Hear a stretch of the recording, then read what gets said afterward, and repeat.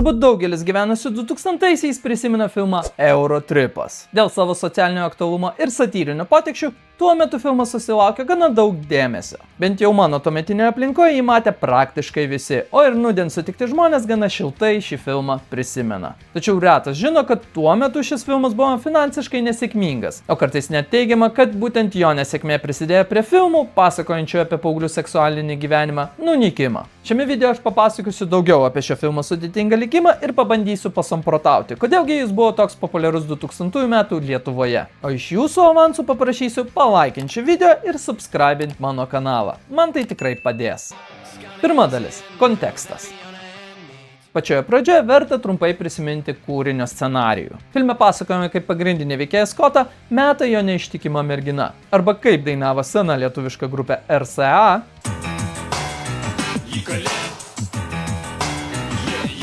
Tačiau Scottą bando paguosti vokiškai kalbantis draugas, kuris pasirodo iš tikrųjų yra į Scottą įsimylėjusi mergina. Iš pradžių pagalvojęs, kad tai yra vyras, Scottas ją pasiunčia velniop. Tačiau supratęs savo klaidą, Scottas nusprendžia merginos ieškoti Berlyne, į kurį jis keliauja per visą Europą. Taip filme pašiepimi tuo metu gyvavę stereotipai, kurie buvo nukreipti į įvairias Europos tautas. Pavyzdžiui, italai parodomi kaip prielipos, o anglai kaip dėl futbolo pakvaišę chuliganai. Ir šioje vietoje natūraliai kyla klausimas, kuogi Eurotripas galėjo sudominti Lietuvos kino žiūrovą. Šiuo atveju dera persikelti į 2004 metų Lietuvą. Tais metais Lietuva kaip tik buvo įstojusi į Europos Sąjungą ir NATO, o tuo metu Respublikos prezidentu buvo tapęs vėliau nušalintas Rolandas Paksas. Paksas geriausia!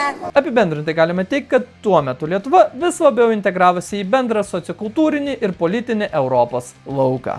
O tai formavosi mums jau šiandien puikiai pažįstama europietiškomis vertybėmis grįsta Lietuva.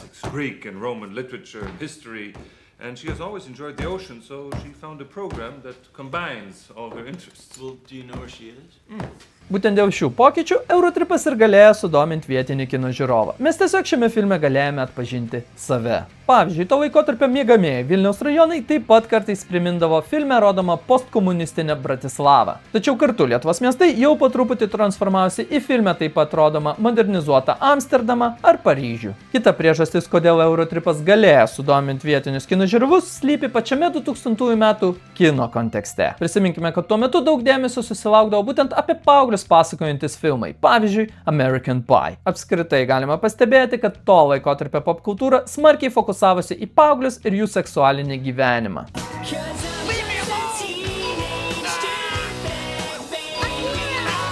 Taigi, tuo metu tokio tipo kinas tiesiog buvo populiarus. Ir stengdamasi atliepti šias madas, kino kompanija DreamWorks išleido Eurotripą. Tuo metu atrodė, kad filmas tikrai bus sėkmingas, tačiau viskas susiklostė ne pagal planą. Antra dalis – filmo kūrimas. Galima pastebėti, kad jau pačioje pradžioje Eurotripas buvo vertimas kaip potencialiai perspektyvus kūrinys. Filmui scenarijų rašė Alekas Bergas ir Davidas Mendelis, kurie prieš tai kūrė itin populiarų serialą Seinfeldas. Dėl jų įsitraukimo kompanija DreamWorks Eurotripo scenarijų nusipirko už 3,9 milijonus eurų.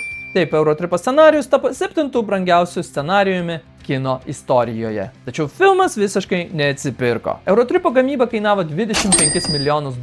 Tačiau pats filmas surinko tik $22,6 milijonus. Ir be abejo, kad iš šios sumos būtina išskaičiuoti dalį, kurią pasiema kino teatrai. O taip pat reklamai skirta papildomą biudžetą. Na bent jau remiantis filmo logika, tie 22 milijonai nieko nereiškia. You see this? I quit. I open my own hotel. Po tokios Eurotripo nesėkmės, DreamWorks net atšaukė prieš tai sėkmingo apie paauglius taip pat pasakojančio filmo Old School tęsinį. O patiems filmo aktoriams ši nesėkmė turėjo dar dramatiškesnių pasekmių. Didžiausią smūgį patyrė jaunieji filmo aktoriai Scottas Mechlovičius, Jacobas Spitzas ir Travisas Westersas, kurių aktorinės karjeros buvo sužlugdytos. Po Eurotripo nesėkmės, jie daugiau nebegavo pirmaplanių vaidmenų. Trečia dalis – filmo likimas.